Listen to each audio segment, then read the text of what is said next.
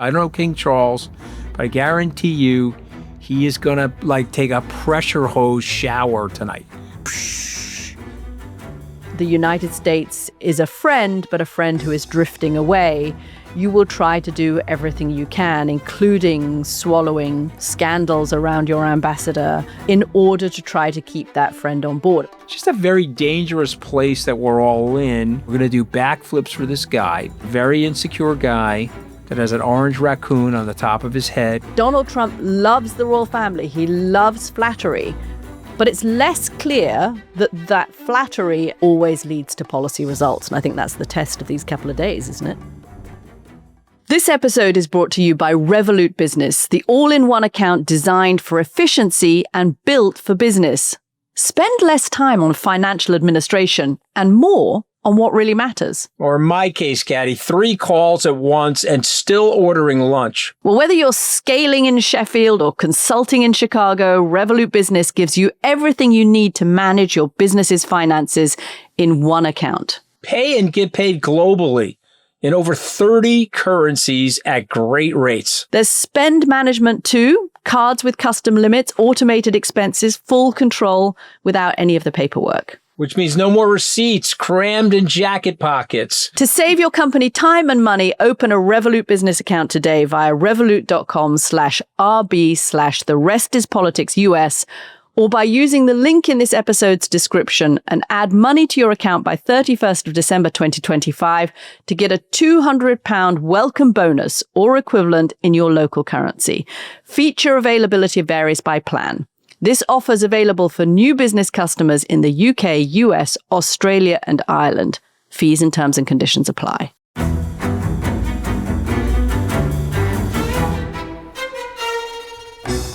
Welcome to The Rest is Politics US.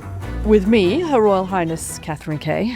And me, unfortunately, a commoner from the colonies. A commoner from the colonies, Anthony Scaramucci.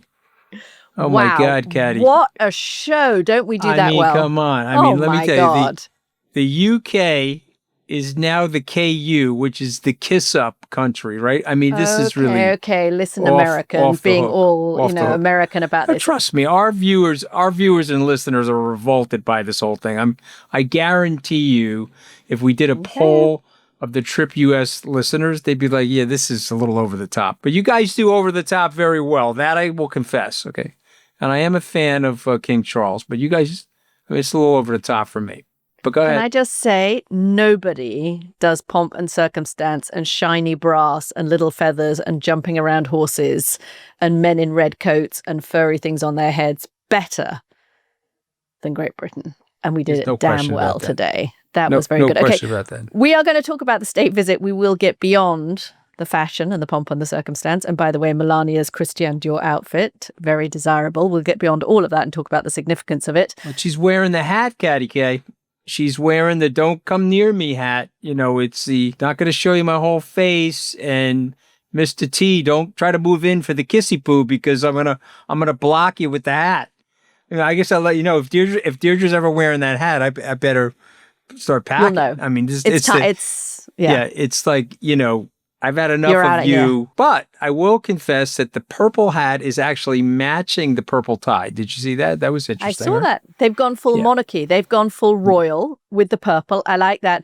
As opposed to the Queen's hat, Queen Camilla's hat, which was blue, echoing, by the way, the Queen Elizabeth's outfit, I thought, from the first state visit. I think there was a little bit of matching going on there. Look at the photos. But her hat is nice and open and you can see her face. And Melania's hat is... I don't actually want anyone to see my face and I'm probably not going to smile the whole time I'm here. But okay, we're going to talk all about that and what it means and what the United Kingdom may get out of this fantastic display of what Anthony would like to call arse kissing. I just said kiss up. It's a kiss upping exercise, which is kissing. Totally. I understand why they're doing it, but it's completely unnecessary. But go ahead, keep going. So before we get to all of that, We would love to tell you about the series that we are doing on Ronald Reagan for our founding members. It's been so fun and illuminating for me to do the research on Reagan and his presidency. And we've just uncovered all these great stories that I think would be fun for our listeners to know about. And I think we should start, Anthony, by telling our listeners about the time you actually met Ronald Reagan. Well, I did meet Ronald Reagan. I was a very young man. It was October of 1981. There was a fundraiser in the Plaza Hotel, and it was the supervisor, the Nassau County supervisor, invited 18 of the high school student body presidents. Yes, shamelessly, I was the student body president back in school, and so of course you were. I went to this event. It was my senior year. I had my polyester suit on. I was trying to cover up the zits on my forehead, and I was so nervous, Katty. And I remember walking in there, and in Army Plaza, where the Plaza Hotel is, there was huge protests.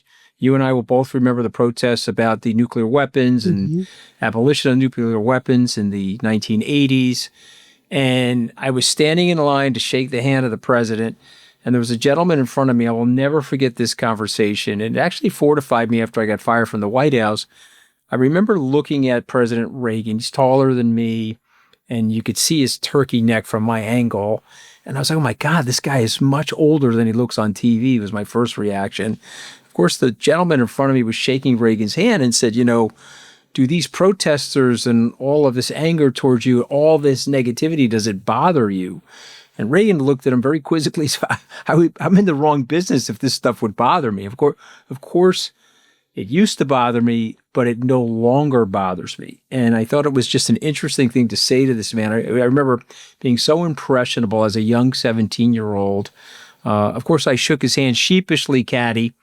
I wasn't quite the loquacious person that I am today. I was, hello, Mr. President, and that was about the extent of the whole conversation. So, but listen, I did get a chance to meet him, and it was very impressionable for me at that young age. So that's just one of the stories that you'll hear if you sign up to become a founding member and get the whole Reagan series. And we also, of course, look at all of the scandals around Reagan, the criticisms of Ronald Reagan, the growth of inequality in the country around the time of Reagan's presidency.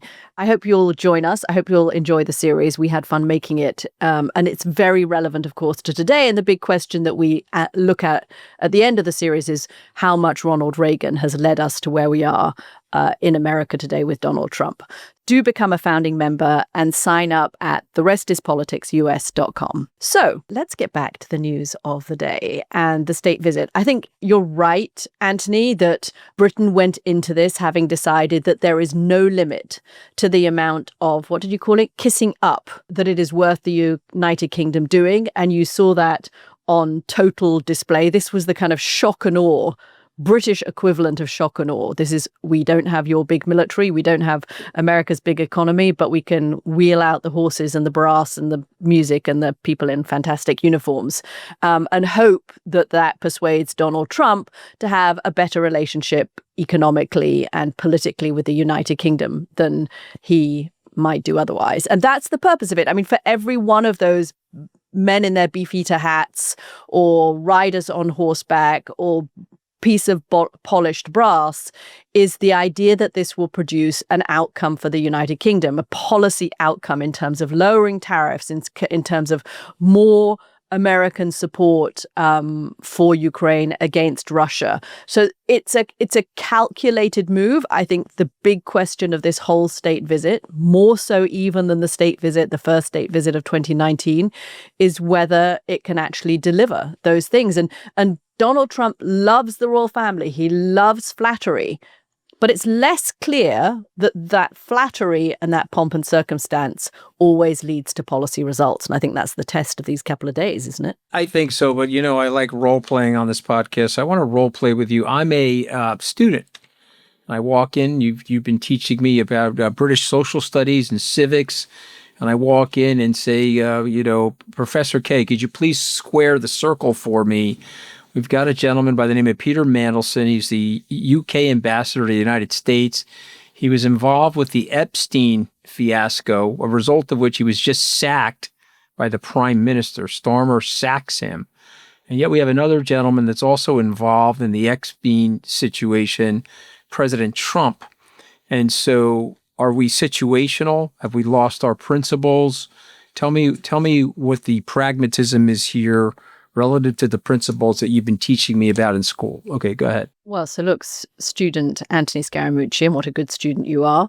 I think that in this case, you have to have, from a position of a country and actually a continent that thought it could rely on the United States to be a trade partner and to be a security partner, and now is faced with the reality that both of those expectations no longer hold, and that the United States is a friend, but a friend who is drifting away, you will try to do everything you can, including swallowing scandals around your ambassador and scandals around Jeffrey Epstein in order to try to keep that friend on board. I mean, if I was playing... so good at this, by the way. I mean, you're just really good at this. Oh my God. You have no choice. America is the number 2 export market for British steel. It's 7% of our exports. It's about $500 million a year. We need to lower the tariffs on those exports. We need to get them down. We were hoping we could get them down to 0. At the moment, they're at 25%. If we can reduce from 25% to 15%, every single one of those bugle calls and every single one of that bit of brass that's been polished will have been worth it from the United Kingdom standpoint, and will have been worth it from the Prime Minister's own political standpoint. I mean, I think the interesting thing to me at this moment is that the Anglo-Saxon world looks unbelievably weak and fragile. In the wake of the killing of Charlie Kirk, which we spoke a lot about on Monday, in the wake of the Epstein scandals, you've got a president who is going over to the United Kingdom, leaving a country that feels very divided, very polarized. Americans hate each other. America's adversaries love the fact that Americans hate each other. It's America's greatest weakness, and they're stoking that. And he's flying to the United Kingdom, where the Prime Minister has had to sack his ambassador to the UK over the Epstein scandal, where he's lost his deputy prime minister, where he's lost another senior member of his government just this week. The Anglo-Saxon world, for all of that display of pomp and circumstance, it's a bit of a mirage. We're not strong at the moment. I don't think anyone could argue that either of our countries are very healthy at the moment. And so you can put on all of the display you like, and hopefully it will get you a little bit of a reduction in the tariffs. Hopefully it will get you a little bit more pressure on Vladimir Putin, which is the other big issue here. But do these countries look strong to you at the moment? Do they look healthy democracies at the moment? I think that's hard to argue. You're just so good at this. So let me, for the Americans listening in, let me just say what Katty said. Okay, we'll get the UK Have I been promoted screen. from professor to royalty? Can I get that one by the end of this episode? I think, yeah, I mean, you're royalty, ambassador, Kay. I mean, you got all kinds of things going on right now. But the bottom line is, young student, that we are political hypocrites out of need and out of necessity. It's the same way Churchill barked about Stalin. And when the war came with Hitler, he said unbelievably nice things about Stalin, flew back and forth to Moscow to curry favor with Stalin so that we could defeat the Nazis. And so at the end of the day, we do have our principles, and we sacked Mandelson. We can debate whether or not that was the right thing to do or not, because I think Mandelson actually was developing a pretty good rapport with Donald Trump. And had access to him. Despite being negative on Trump, like many of us have been, he worked his way into the inner circle. You think there was a world in which Keir Starmer should have kept Mandelson as ambassador to the United States? On the thread line of what we're discussing, hey, he's in the Epstein file. He said some terrible things. It's a weird thing. I think it would have blown over. I mean, there was a great, they don't use it anymore. There's a great website called 2weeksoldnews.com. They extinguished it during COVID. But if you, and it was just, the point was, well, our hair was on fire 2 weeks ago about this issue. For 5 minutes. And then it's going to be on the hair. For 5 minutes. And then it blows over. And so to me, I think Trump, rightly or wrongly, learned from his first term, people's hair are going to be on fire. And people's hair is going to be on fire, Katty, and people are going to be crazy. And if I overreact, start firing everybody, it's ultimately a bad look. But I don't blame Prime Minister Starmer for firing Ambassador Mandelson. Maybe if the Prime Minister had been in a stronger position. I mean, I think, first of all, the Prime Minister, wanted to be able to say, this is not acceptable. I have fought all my career as a prosecutor to try to protect the vulnerable in our society. So it would have been very hypocritical, given how much more of a relationship and how much more support Mandelson tried to give Epstein after his first conviction. It would have been very difficult. But also Starmer's just in a very weak position. I mean, you saw those amazing images, right, of the protesters who kind of projected the image from Donald Trump's birthday letter of the kind of curvy lady onto the tower of Windsor Castle, and of the pictures of Epstein and Trump. I mean, Starmer is under pressure from the right. Clearly, we saw those huge protests over the weekend. We've seen the rise in the polls of Nigel Farage recently. So he's under pressure. At home, he's under pressure from the left because of his weak performance. He faces the possibility, even having won with a huge majority last year of a leadership challenge. I think he just couldn't risk having this hang over him. Okay, and I understand that, and he's got to do that at his discretion, and these people serve at his discretion, and I understand that as well. And so there's just, unfortunately for people, there are principles, and then there's practicality, and they split the baby there. They fired Mandelson, but they're embracing this convicted felon that's walking through the door at Windsor Castle, who's also in the Epstein file.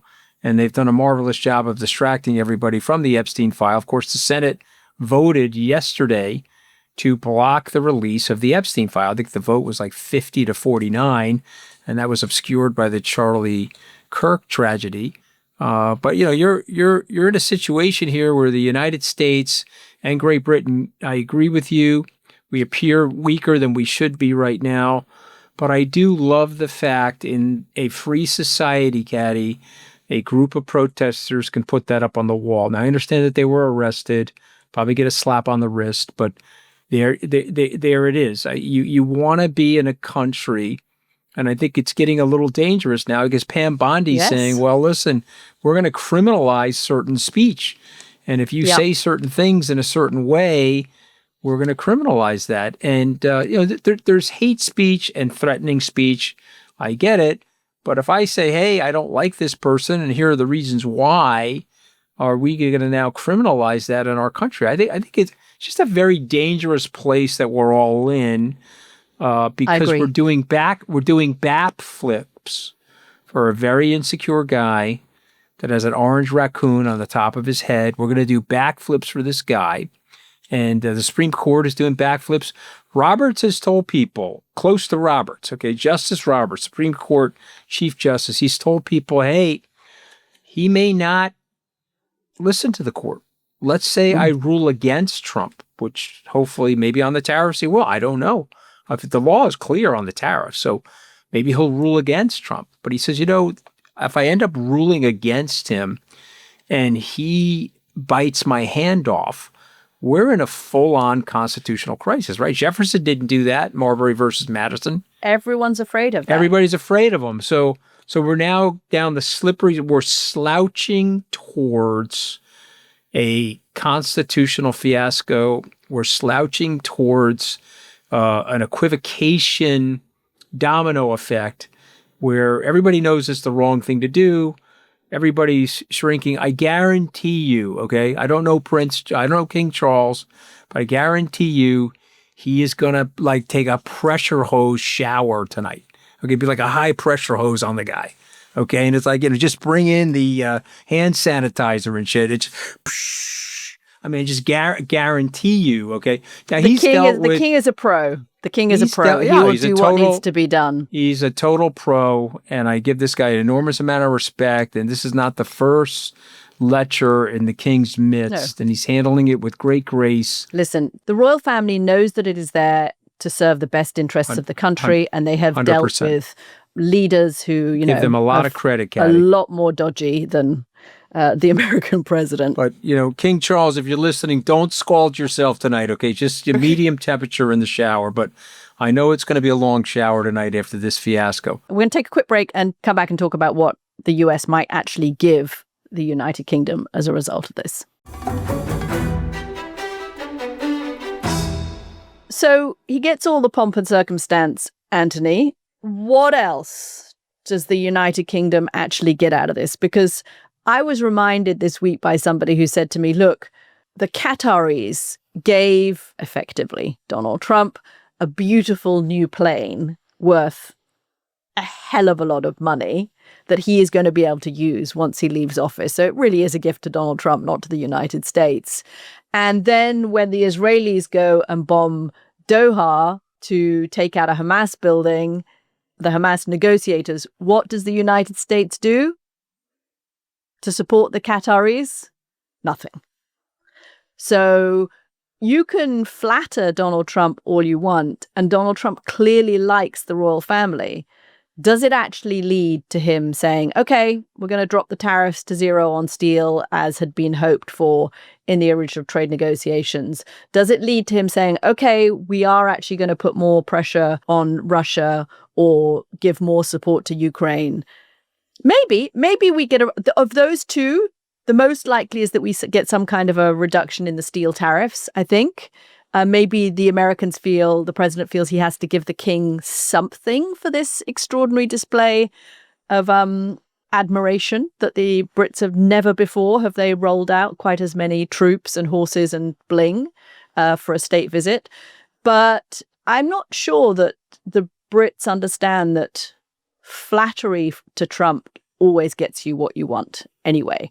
It's the price of entry, but it's not necessarily the actual deal sealer. So let's workshop both those ideas. So it's 2 months from now. There's been no conciliatory concessions. There's been no diplomatic gestures by the president or his trade representatives.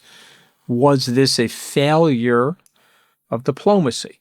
And I would say no. It's still a good idea. Still worth it. Was still, I agree. Still worth it. So it didn't cost anybody anything. Apart from the money that it costs. It may cost Starmer with the British public because a recent poll shows that 70% of Brits dislike Donald Trump. Yes, we saw that big rally of 100,000 plus people. And The Economist had an interesting piece this week about how Brits don't like Trump, but they kind of like Trumpism. They like the anti-immigration stuff. They like some of Trump's policies. But it could cost Starmer if he looks like he, as you said, sucked up to or kissed up to somebody who's unpopular amongst the vast majority of the British public, and he doesn't get anything in return. So it could cost him a little politically.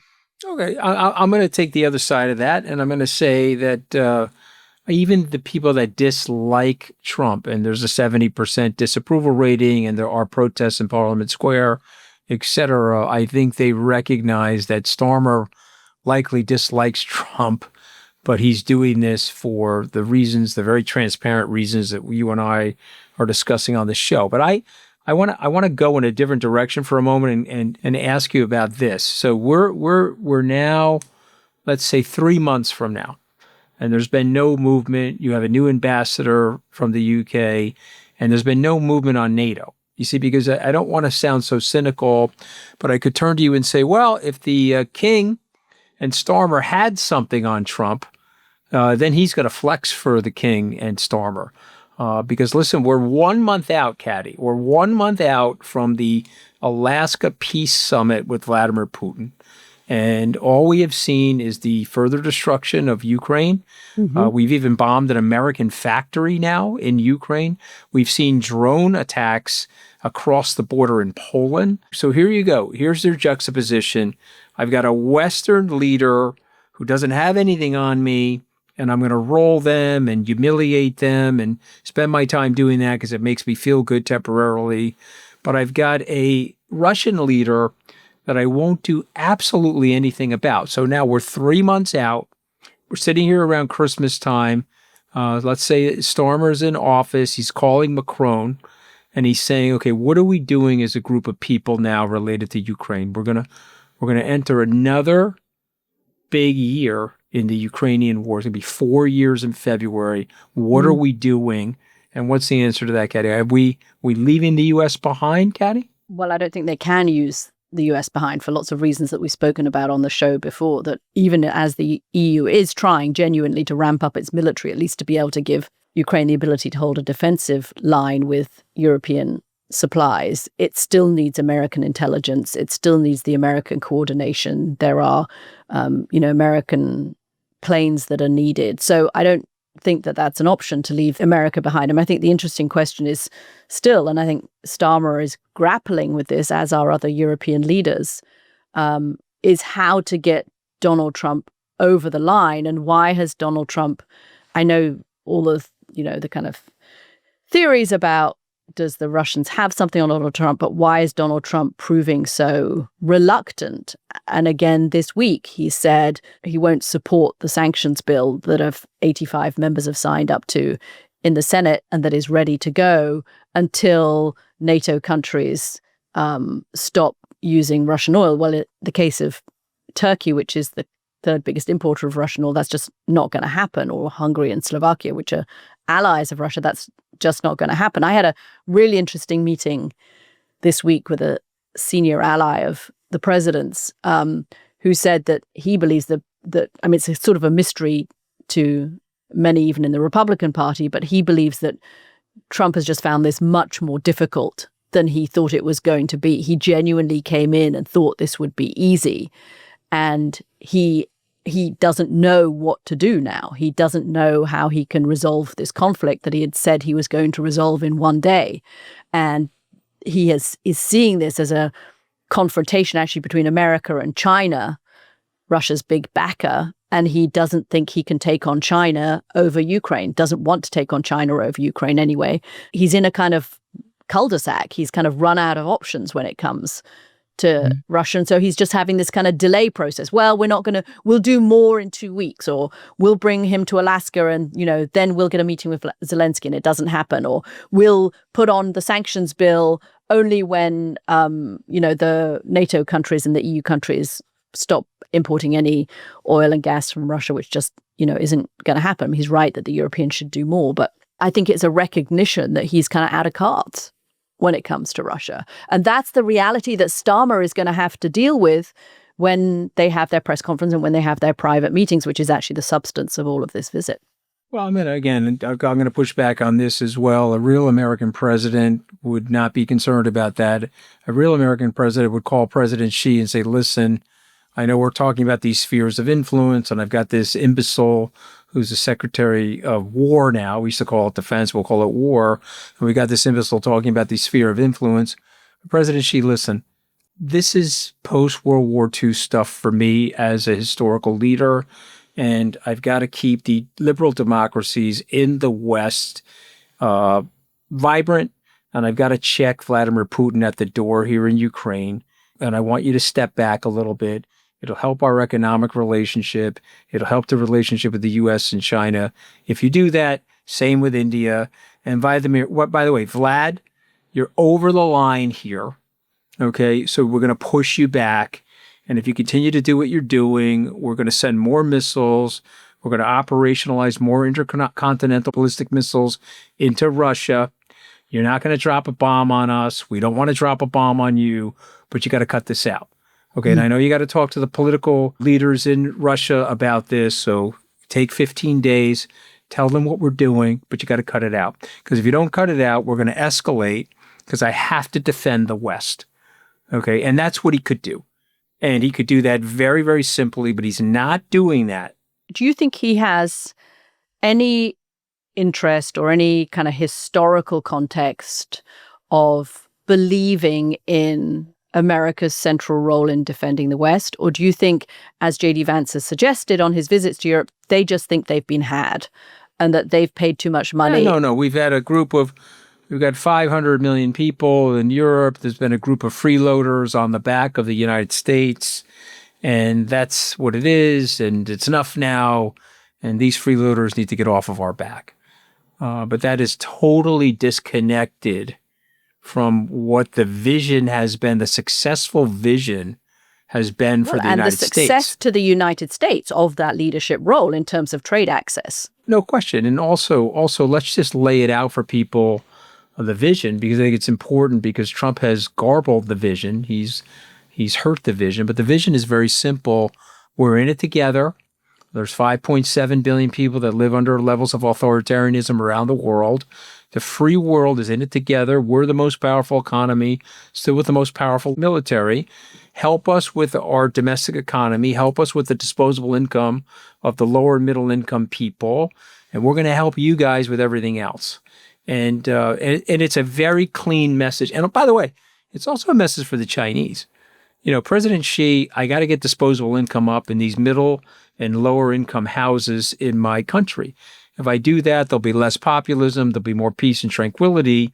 And oh, by the way, that's a positive flywheel of consumerism, which helps you guys out because you're basically the Saudi Arabia of manufacturing. Okay, that'll create more urbanization of your population and a more burgeoning middle class for China. So all of this stuff is very workable, Katty, but you've got a bellicose guy who is in a mean, rough, bullyish personality, and he doesn't want to work it, and there's a reason for it. And we don't know the reason 100%, but there's a reason for it. MI6 knows that there's a reason for it. Our own intelligence agency knows there's a reason for it. We know, because this is not normal presidential behavior as it relates to all this.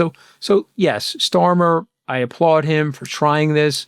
I also applaud him and Mandelson for going first with Trump and getting a 10% deal when everyone else is shaking out between 15 and 20. I think the king is a very elegant guy, and I think the king has done a very, very good job here, and I applaud him as well. But I'm just saying, you don't have leverage on Trump the way Putin does. And so, you could get rolled. I'm sure the Qataris were disappointed when they got the response from the Trump administration related to that attack.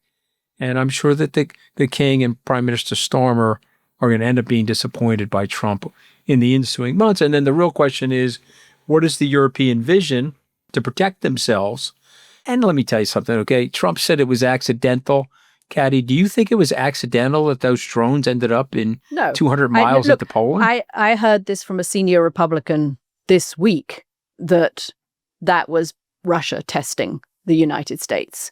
And the Trump administration, unlike I think what the Reagan administration would have done, since we started this talking about Ronald Reagan, has just let it pass. And it didn't get as much news attention to what you were saying earlier about, our 2-week news cycle. It's not even 2 weeks, it's 2 minutes. It didn't get that much attention because the focus shifted to the Charlie Kirk assassination. And so somehow it hasn't been that much of a focus, but that was Russia testing NATO and specifically testing the United States. And the Trump administration decided to sit back and say, okay, we're going to let them win that test. We're not going to do anything. I go back to where we started, that this was an amazing display of historical grandeur and royal grandeur, but it came from a alliance of the United States and the United Kingdom that is looking a little fragile, both at home and internationally at the moment. And I think America's adversaries like China and Russia will look at what they're seeing in London and Windsor, and they'll say, wow, that looks great, but look at the fractures in the United States at the moment. Look how easy it is for us to feed Americans' capacity to hate each other and fuel their hatred of each other. And that is what is going to make the United States weak. And America has to find some way out of this spiral of internal hatred. I don't think it's leading to a civil war. I don't buy that argument, but it's certainly going to make the country weaker. I remember Bob Gates, the former defense secretary, saying to me, there are 3 big problems, crises facing America's national security. There's a rising China, a declining Russia, and America's own internal hatreds of each other, internal divisions. And those are the 3 biggest national security crises. And the only one of those that it's very easy for America to fix is its hatred of each other. And what's it doing? It's just stoking them. And we've seen this week, everybody's retreating into their defensive crouches. It's super depressing. And I keep getting told, and I'm sure you would do the same, well, history has shown us that there have been bleaker moments in American history. I wrote about this for the BBC this week, that there have been bleaker moments in American history, and America's got out of them. That's right. They got through the Civil War. It got through the 1960s when a president was shot and his brother was shot and a civil rights icon was shot. But I think Governor Cox of Utah has it right. So you didn't have social media then. Social media is the cancer that is fueling these divisions. And until something is done about that, and nothing is going to be done about that, like nothing is done about gun control in the country, then I don't see how America gets out of this. Okay, but Katty, something could be done about it. So let's just talk about what it could. It could be done, but it's not going to be done. Well, because of the money. But if you had great leadership, the leadership would say, guys, it's same thing with the robber barons. Teddy Roosevelt brought him into the White House and said, we got to cut this out. Otherwise, we're going to lose the people. You bring those big tech into the White House and say, okay, we got to redevise this. This is not working for America. It's not working for our country. Our adversaries are taking advantage of it. Trump won't do that because he likes them in that big, circle of sycophancy in the dining room there, praising him left and right. So he's not going to do it. But it does need to get done, By the way, once again, talk about Taco. The TikTok thing is unbelievable. So the court said, get rid of TikTok. The Congress said, get rid of TikTok. It's weapons grade intelligence gathering. It's weapons grade propaganda in the country. And Trump is like, now, no problem. I've got a new deal with them. Oracle, Zafra Katz is giving me a lot of money for my campaign. They'll run the cloud for TikTok. And the Chinese can have the algorithm. Okay, where we know that's not in the national interest of the country. And the two other articles in the Constitution, which is the judiciary and the legislative, has ruled against it. But again, we're doing backflips for the orange maniac, and we continue to do that. But I'm not going to sit here with you and tell people that listen to us that this isn't fixable. It's fixable. This isn't changeable. It's changeable. It is. The question is whether the country has the capacity to do it. Who's going to rise? Who's going to rise in the country and speak sense to the American people about these issues? How bad does it have to get before Americans decide to vote for somebody who is prepared to reach to the middle and be that conciliator and be that leader, as opposed to somebody who is going to take the bait and play to the base? While we're talking, there's a state lunch going on right now. And there's a scaled down Red Arrows fly past going on right now, Katty. And by the way, this is the shit that Trump loves. This is not the cabinet ass kissing. This type of pomp and circumstance, Trump is eating this up. He thinks this is fantastic. Remember, he's an image-oriented guy. This is a good show. Oh, and he had a Scottish mother. Oh my God. He thinks this is the greatest thing. It would be like me having my ear Q-tip by my Nana in like 1969. That's how good it is for Trump. Okay, I have no idea what actually that means, but anyway, I love the idea that that's the same. No, I mean, when your grandmother was taking care of your hygiene, it was always very nice. Okay, weird. Can I do my little pop quiz before we go? Go ahead. Let me hear your pop quiz. In the first state visit in 2019, what did Her Majesty Queen Elizabeth II serve to Donald Trump at the lunch? Was it beef Wellington? It was donuts. All right, there you go. Smart lady. It wasn't quite a McDonald's, but it was as close to American fast food as she could get. I'm sure he was wolfing them down, Mulvaney told me a great story. I know we got to go, but Mulvaney, the former chief, told me a great story. He was sitting next to somebody in Buckingham Palace at the dinner, and he's a big wine aficionado. And he looked at the wine list. This wine list is fantastic. And the guy said, well, the Queen looked at the wine list at the state dinner in Tokyo, and she said, well, I've got stuff in my cellar that'll blow the doors off these people. And she brought out the big guns. They were drinking, 82 Lafite, all this kind of stuff, Unfortunately, that is wasted on the president who doesn't drink. Yeah, the president doesn't drink, but trust me, his staff was guzzling away. They will know, and they will tell him. That was the good stuff, Mr. President. Okay, sign up, guys, for our next episode of the Reagan series. If you'd like to listen to that, we'd love to have you join us. It's therestispoliticsus.com to become a founding member. And thank you, everybody, for listening. We'll be back next week on Monday. Can you call King Charles for me, Katty? And the next time I come to the UK, I would like to have one of these scaled down Red Arrow fly pass. Could you do that for me? Charles, Your Majesty, that's okay. Anthony can get that fly pass. Great. He'll be super happy. Yeah. And maybe he may give us a couple of Bitcoin Would that be good? Okay, I'll do the deal. And when we're reviewing the troops, okay, I promise not to step in front of them and break protocol. I know. And actually, and Deirdre will curtsy to the Queen. Okay. All Amen. right. Of course she will. Thank you, Your Majesty. Done. See you next week, guys. Thanks, guys.